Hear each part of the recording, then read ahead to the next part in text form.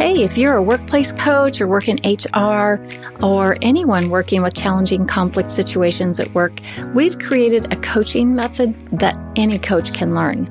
The goal of New Ways for Work coaching is to help employees or whoever is taking it to learn personal relationship skills for productive relationships. Essentially, it gives employees a chance to learn new skills and to change before big decisions are made about their employment. Sometimes they're just lacking skills, and New Ways will teach them. If you'd like to know more about it, we offer our New Ways for Work coaching training 2 to 3 times a year. And these trainings are a combination of on-demand, which you can watch 24/7, and Zoom training with Sherilyn Knapp and Bill Eddy on the on-demand portions. You'll find the link for this in the show notes below. Sign up at highconflictinstitute.com/upcoming-courses or email us at info@highconflictinstitute.com.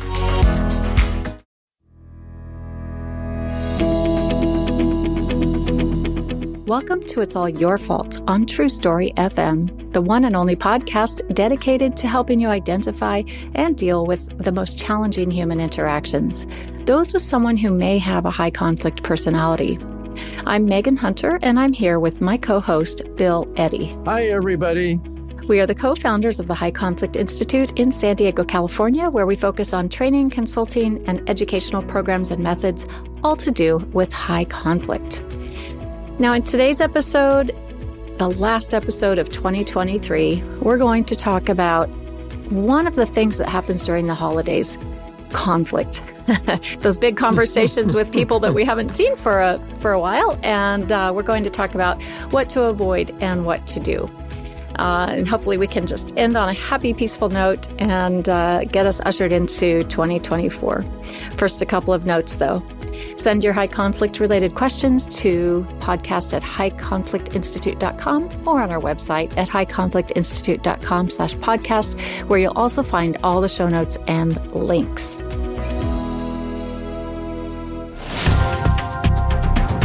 Okay, Bill, so I think it's no surprise to anyone that holiday gatherings or any kind of gatherings at any time of the year when we're around people that we aren't usually around. The families come into town and haven't seen them since last year or 5 years ago.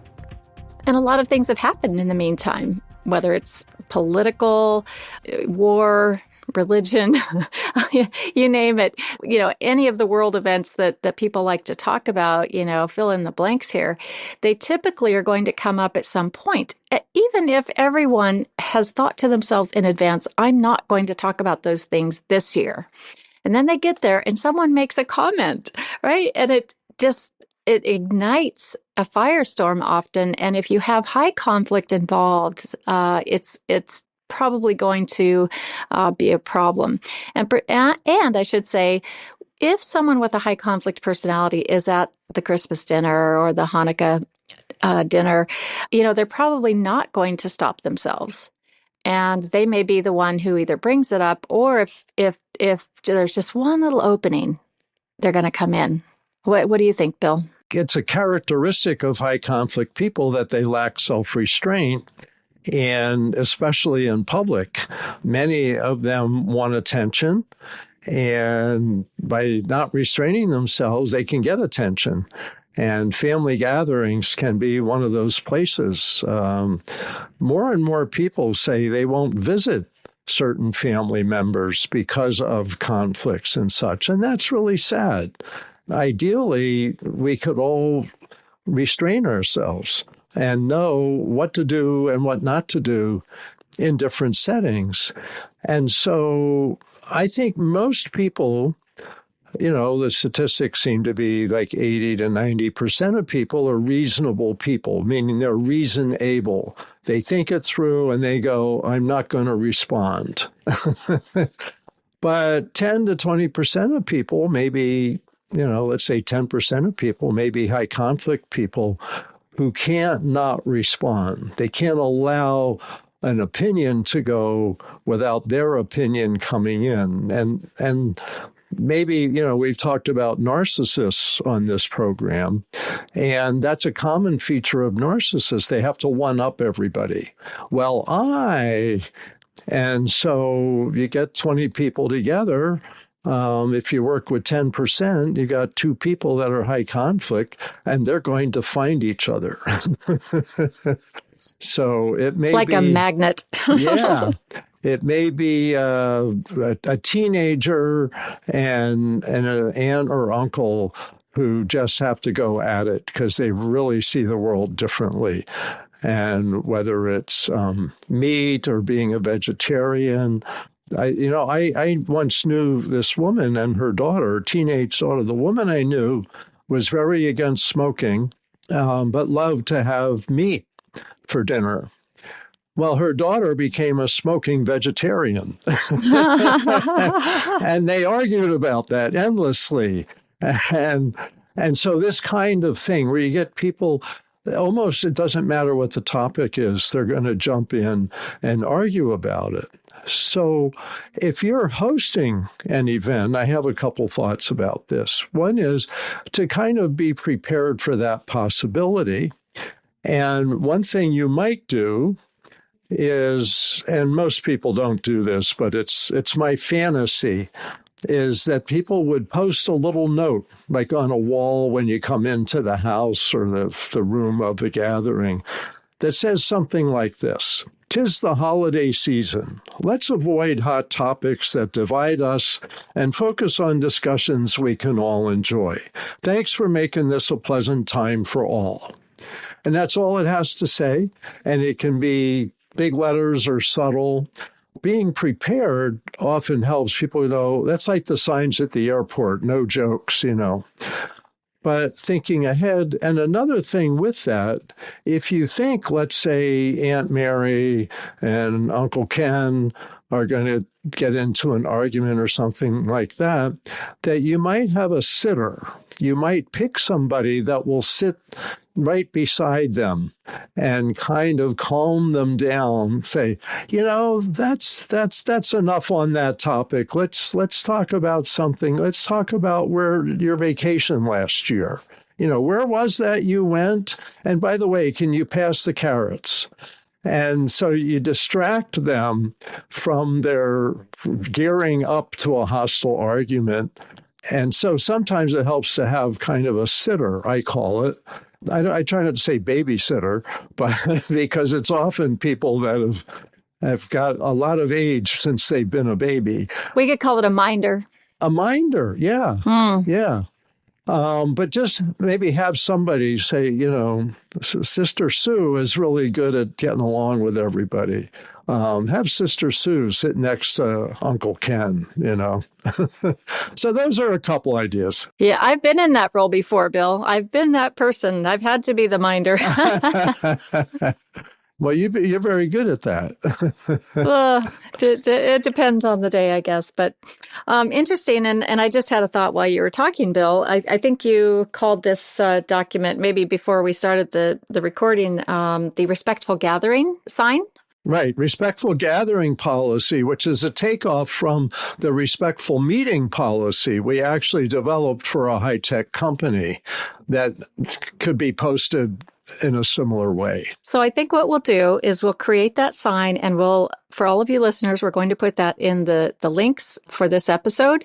You can download that, print it out, and post it in your kitchen, your dining room, the deck, the patio, the living room, the bathroom, wherever you like. Make as many copies as you like. So we'll have that in the show notes and links.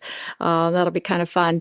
And I think I really like what you say, Bill, about being prepared, because we go into the holidays and family gatherings and friendship gatherings with an expectation of joy and fun. And we're looking forward to the good food, and we're going to bake and cook together and these things. And I don't think, we might dread that one person coming, but we don't necessarily plan or prepare for it. And I think the preparation part is key, both for the entire group, like having a respectful gathering policy on hand, and letting everyone know about it. But also, just personally for yourself, remind yourself of the things you need to do. Like when when that individual that tends to, stir up a little trouble during the gatherings, remind yourself, I need to use some ear statements. I might need to step back and not engage in the way that I want to engage. I feel like engaging, and I may need to set some limits on the conversation. That's the reasonable thing to do, but sometimes we're less reasonable if we're caught by surprise. So that's where think ahead. Even think of some conversation topic shifts that you can do. Like, tell me about that vacation you took, or what's happening with that job. You're developing some new project, or whatever it is that. Be ready to redirect the conversation. And one thing I find with high conflict people is they're often redirectable more than the average person because they're used to going emotionally from topic to topic to topic and are more reactive than initiating. And so you may be able to say, hey, tell me about that, or don't you live near that park? Is that park being developed? And blah, blah, blah, blah, blah. So have some conversation shifters or starters. Yeah, and put it on your calendar. I mean, if you have a Google Calendar or something like that, I do that. People may think it sounds ridiculous, but if I know I'm going to have a meeting with someone who typically gets under my skin, I'll just put a reminder on my calendar of what to do and what not to do, what to avoid. And that way it's just on my mind and I won't get attacked. And I honestly don't get as bothered. I don't let it get under my skin because I am prepared for it. And it takes practice. It doesn't all come in one day, but you really get better at it. And it's very empowering. Yeah. You just got me thinking. One of the things we teach in our New Ways for Families course is giving yourself encouraging statements and practicing giving yourself those encouraging statements while people are talking to you saying nasty things. And what people have found is they don't hear the nasty things as much because their encouraging statement is what they're hearing in their head. And so you might think of something you can tell yourself when someone's trying to start getting you into an argument, like, I'm not here to argue about that. Just telling yourself that. You can just be silent for a moment. Go, I'm not here to get into an argument. I'm not here to get into an argument. I'm not here to get into an argument. And then just change the subject.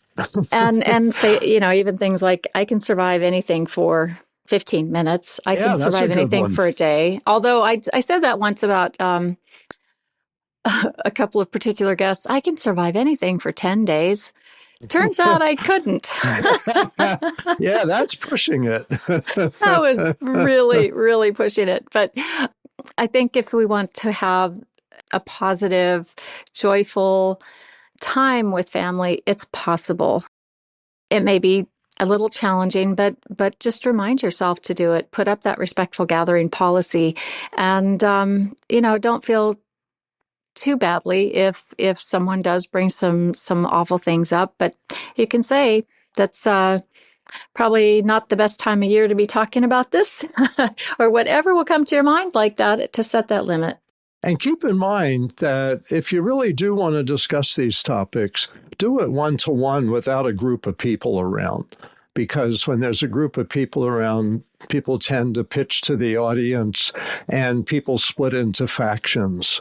And what we've learned about polarization is polarization increases when groups talk to themselves and decreases when individuals talk to each other who have different points of view. So try to save that for a one-to-one conversation. Okay, so Bill's sitting here looking at me and I was like cheering him on as he said that. That's just so brilliant, and it just makes so much sense. Having those one-to-one conversations. I recall a documentary about two mothers, one Israeli, one Palestinian, and both of their adult children had been killed. And it was just a devastating thing. And I can't remember all the details, but what I do remember is when they got these two mothers together to talk about it instead of all of the discourse around it where the polarization of this one side against the other and it was all the other's fault and just, how that goes. It was absolutely stunning and beautiful when they could connect on a human level and on a level of mothers, and especially mothers of who had lost children. So I think it's so powerful. Yeah, I've seen really touching situations like that. And we need that more today more than ever, is people to talk one-to-one as human beings rather than in groups talking about objects, which is the other group. And that's just the wrong way to go. And people don't realize that structurally human beings do that. It's part of human nature. You talk to your group about those people, you'll get farther and farther apart. You talk to one-to-one with one of those people, and you'll come closer and closer together. With the caveat that if that individual has a high conflict personality, you just have to use some skill with that conversation. Yes. And so I really like thinking of the word reasonable. And if you're talking to somebody who doesn't seem reasonable, or at least at the time of the conversation, that may be a good time to try the exit strategy we talked about last week. It's like, okay, if you're going to keep talking about this, I'm going to have to end the conversation. And with that, Bill, we're going to end this conversation. Well, have happy holidays. Just have a great, wonderful time. And I was going to say, I'll see you in the new year.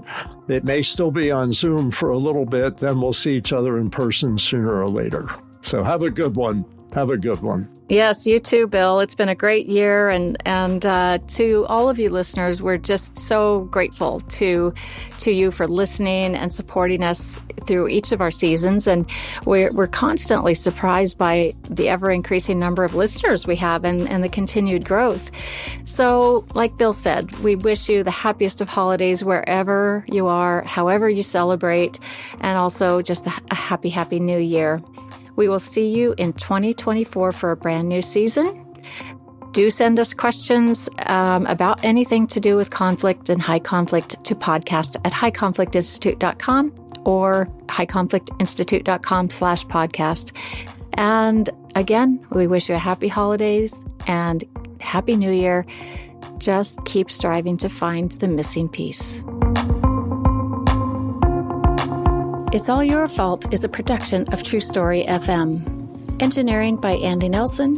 Music by Wolf Samuels, John Coggins, and Ziv Moran. Find the show notes, and transcripts at truestory.fm or highconflictinstitute.com/podcast. If your podcast app allows ratings and reviews, please consider doing that for our show.